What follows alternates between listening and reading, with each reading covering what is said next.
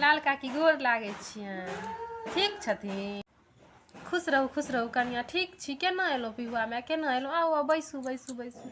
सुनलियनि लाल काकी बौआके बियाह सब करै छथिन। कतऽ ठीक भेलनि हन? हमरो सबके कहियै तऽ ई नहि जे बिसरि जाइए हमरा सबके। दूर जाउ कनिया, कतऽ बौआके बियाह ठीक हेतै? देखै छियै कतेक दिनसँ बैसल छी, आइ हेतै काल्हि हेतै, नहि ठीक होइ छै। ठीक हेतै तऽ अपने कहब, हमसब तऽ बुझे जाइ छियै सबटा बात, अपने बात। ये लाल काकी तऽ तते तिलक मंगै छथिन जे कतऽ हिनका बेटाके बियाह हेतनि। कम सम रुपैआ डायरेक्ट 5 लाख रुपैआ, 4 चक्का गाड़ी कहै छथिन। कम सम मंगथिन तहन बेटाके बियाह भऽ जेतनि। जाउ कनिया, अहूँ की दानेवला बात करै छी? की 5 लाख रुपैआ मंगबै? नहीं लिखल छै तऽ नहीं होइ छै, लिखला हेतै तऽ तुरत्ते भऽ जेतै अपने में।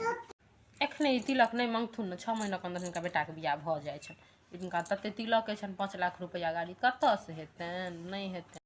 अच्छा जाए दियौ कनिया, लिखलाहा जाहि दिन हेतै ताहि दिन हेतै। अहाँके कोन यऽ एते पता लगबै लए चलि आबै छी की भेलै नहीं भेलै।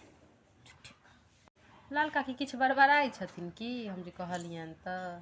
नहीं ये कनिया की बड़बड़ेबै अहाँ दिया? किछो नहीं बड़बड़ाइ छै। जाहि दिन लिखलाहा हेतै विधाताके लिखल हेतै अपने भऽ जेतै बियाह। अहूँ सब बुझबे करबै, अहूँ सबके सबटा पता भऽ जाइए तुरंत ने।